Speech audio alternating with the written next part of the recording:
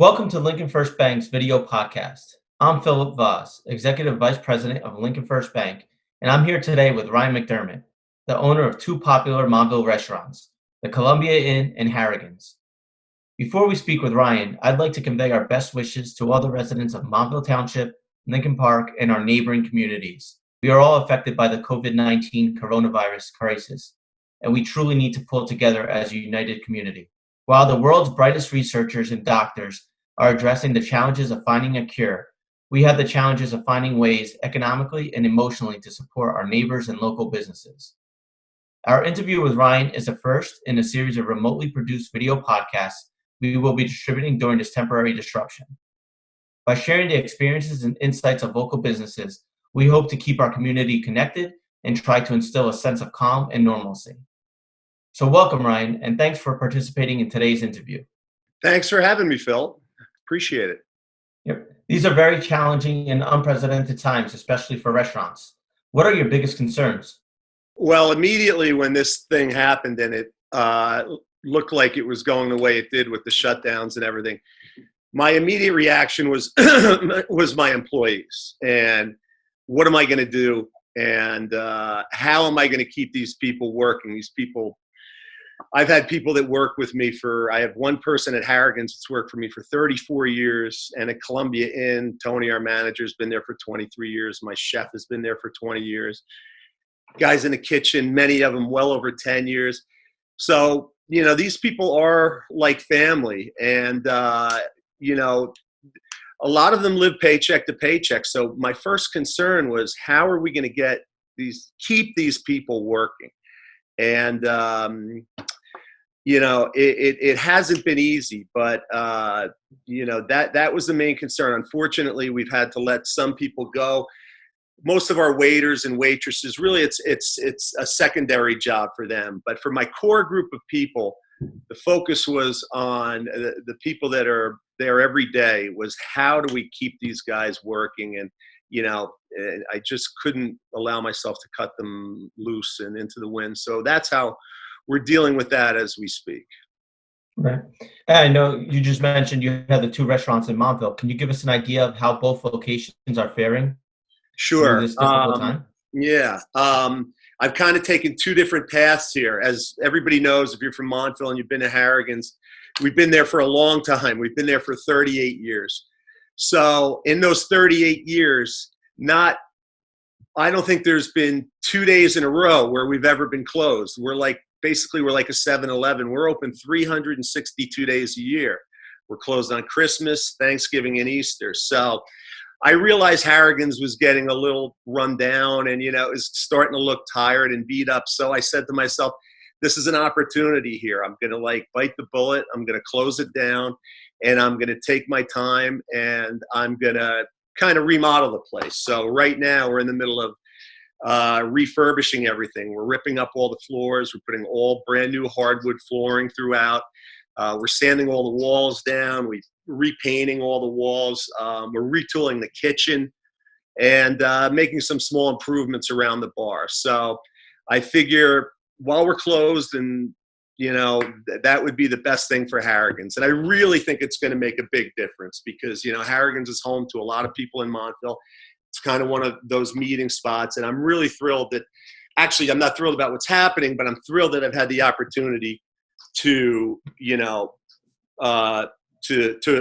renovate in there. And so that was the approach at Harrigan's. At Columbia Inn, where we're more suited for takeout and things like that, I've been able to keep my entire staff on there in the kitchen, keep these guys working.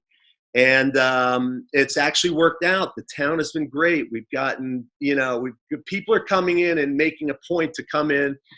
A lot of local people, a lot of people from even further away realize that, in order for me to stay open and, I need to do takeout and delivery.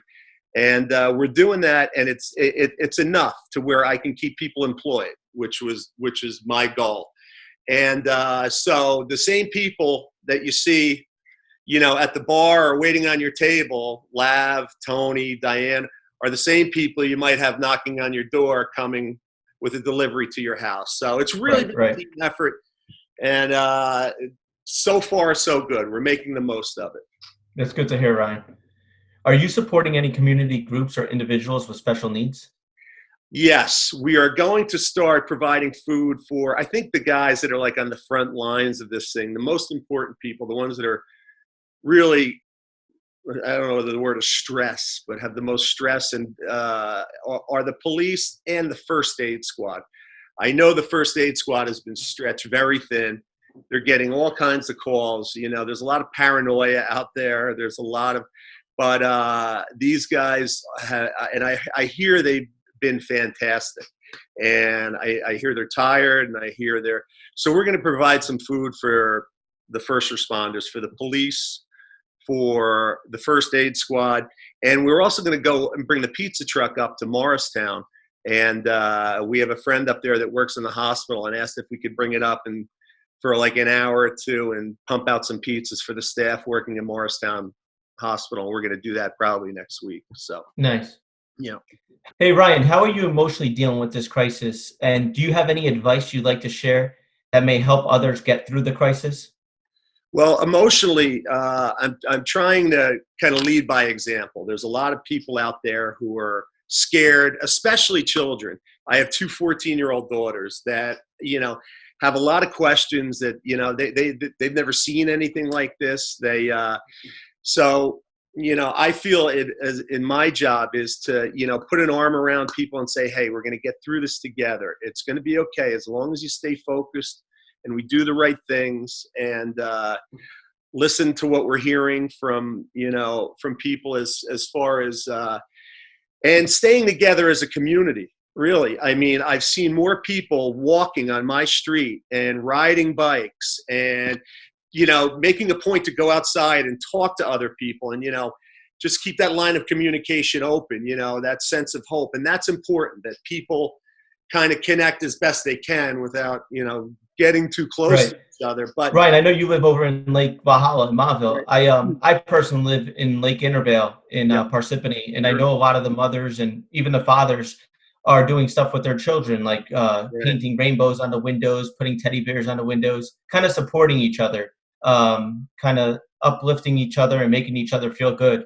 Do you see that kind of stuff happening over at Lake Valhalla? Oh yeah, no doubt. We have a thing where my neighbor and I, we're hitting golf balls across each other's lawn, across the street. We're trying not to break any windows. But, it's something to do. My kids are wearing gloves, throwing Frisbees to the kids next door. It's that kind of thing that's, help pulling us through rather than staying inside. And I think the nice thing about this, too, is the weather's been breaking. Thank God that we're not stuck inside. And I think that's helped lift people's spirits, too. In closing, I think the most important thing anybody can do right now, if there are local businesses open, go support them. These are the guys that we need. The smaller businesses in towns and in the area are the backbone of who we are. And it means jobs, and it means them being there. You want to use the frame where you're our brother's keepers. So let's look out for the small businesses out there, because they have employees. Those employees have families. And if you can do anything to help locally, go out to the places that are open and try your best to support them, because that'll carry us through.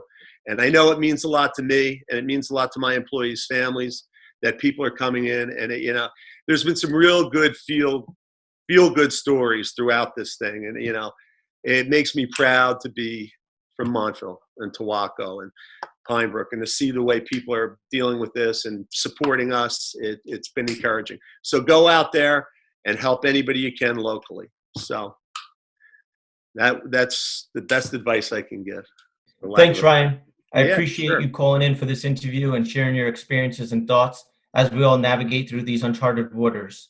We hope to distribute one interview per week, so please monitor your email, visit mylincolnfirst.com, and subscribe to our My Lincoln First podcast. Until next time, please be safe, stay well, and remain healthy.